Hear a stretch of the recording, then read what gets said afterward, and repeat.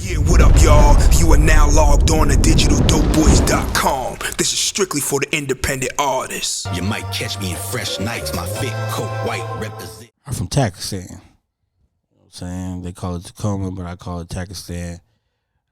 I'm not from Tecumseh, I'm from Pakistan. 253.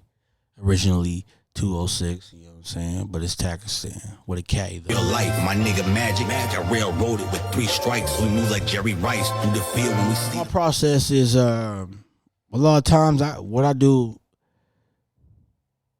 I go back and listen to the old shit that inspired me.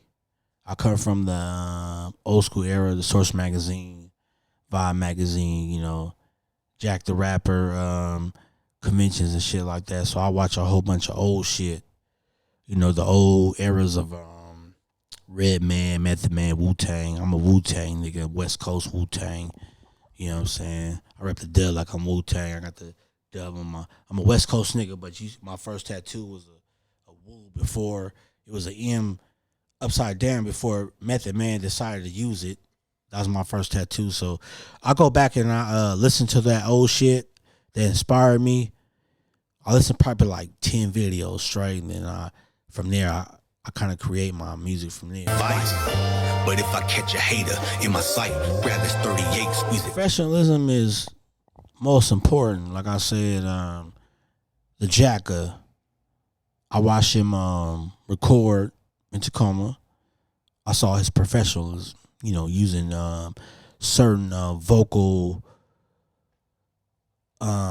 Man, I remember he was recording through like a Manly Vox. He knew exactly what vocal chain he wanted to use, what microphone he wanted to use. Next song, he went through Avalon, everything else. He understood everything. So my professionalism came from that. I watched him being a hood nigga, but learn how to separate himself from 30 motherfuckers and shit like that outside in the hallway recording. So from there, I understood, like, you have to be professional. You know what I'm saying? You got to mix your shit. You got to master your shit. You got to be real serious for the industry to take you seriously. Make it flash bright like Northern Lights. I know you're tight. Life, like, we talking about rap or hip hop. Man, my biggest inspiration in life, man, Malcolm X. You know what I'm saying? I'm a Black Panther baby. My uncle was Black Panther, Tacoma chapter and Portland chapter. You know, rest in peace to my Uncle Rudolph. You know what I'm saying?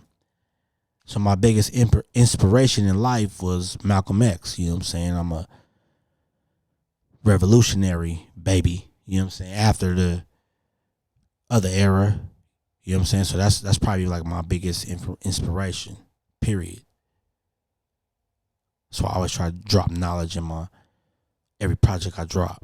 Hype, speaking on this beef, I eat mines with a side of rice. Fuck 5 mics. The homie gave me like 50 grams. Shit, during the pandemic, man, I recorded, man. Like I stockpiled recording. Like, the recording process for me is easy. Like, I don't write none of my rhymes. So, but I'm writing them just in my mind. I learned that in high school. You know what I'm saying? So I just stockpiled, recording. Some of them might be ghost songs, whatever, or whatever. I just recorded, buying beats. You know what I'm saying? Left and right. Shout out to my homie Brahma.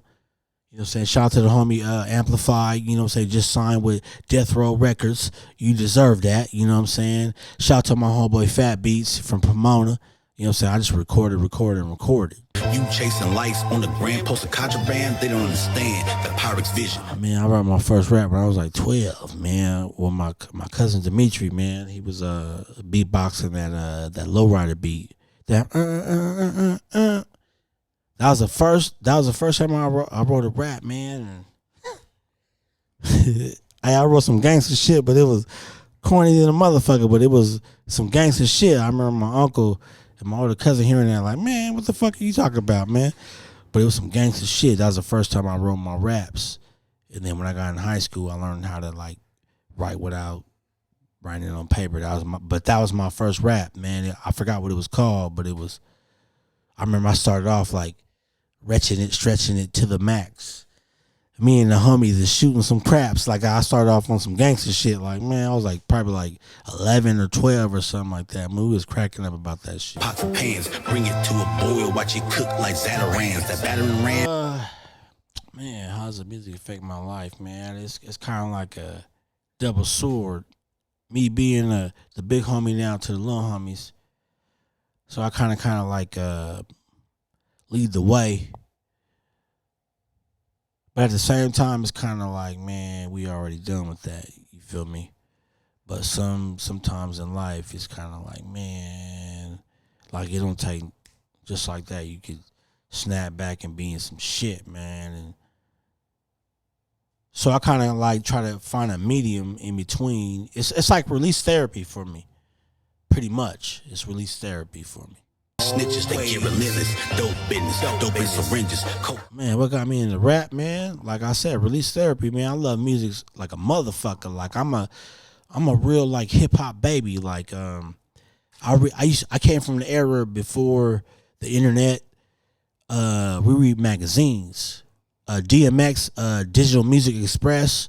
I'm making mixtapes. I'm selling them. You know what I'm saying? I come from that era. You know what I'm saying? I love music so much.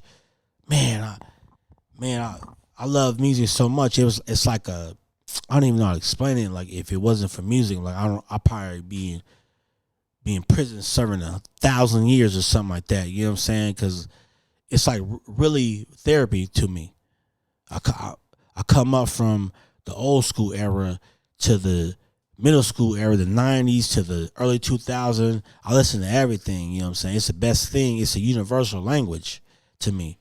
Coke benches to keep the money knocking, always a Jehovah's Witness. Yeah. Cereal? Ooh, that's a cold one. Hey, man, Captain Crunch is a motherfucker. But, man, that motherfucking Fruity Pebbles is a monster. Fruity Pebbles, that was some shit. Like, my mom used to have that shit when I was a kid, and she would buy her box, like, don't touch my shit. And I used to be like, man, fuck what she talking about, man. I used to, man, steal a bowl. My little brother would be like, man, mama gonna be mad as a motherfucker. I was willing to take an ass open for the Fruity Pebbles. Fruity Pebbles is the coldest shit. Then a motherfucker. And after that, I'll probably say like Cookie Crisp, and then Captain Crunch. Allahu Akbar. Never thought I'd ride in backseat in no cop car. Man, that's a good one. That's a good one. The most trouble I had writing, probably this song called Cry Baby on my Supreme Gangsters album that's already out. Y'all make sure y'all check that out. That and my new one is about to drop. You know what I'm saying? Toasters Tomorrow. Cause those were some R.I.P. songs. So I mentioned songs. You know what I'm saying? I mentioned people in the songs that I felt like Tacoma forgot about. Loved ones that we lost. Shout out to Reggie Reg, you know what I'm saying? Certain people, Young Menace, you know what I'm saying? My homegirl Pearly.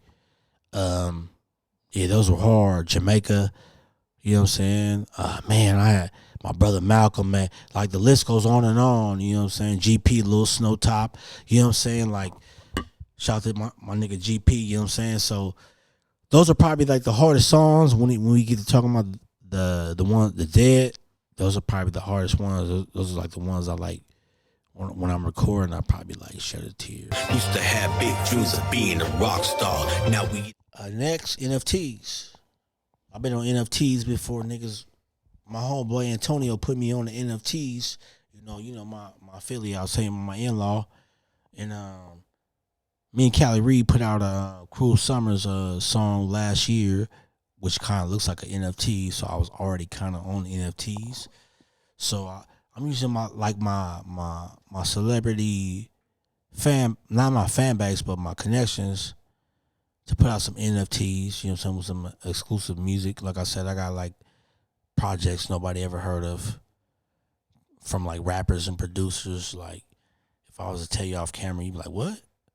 You know what I'm saying? So probably NFTs I put out, stuff like that, short films, things like that. Get my director's debut, you know what I'm saying, my writer's debut, things like that nature.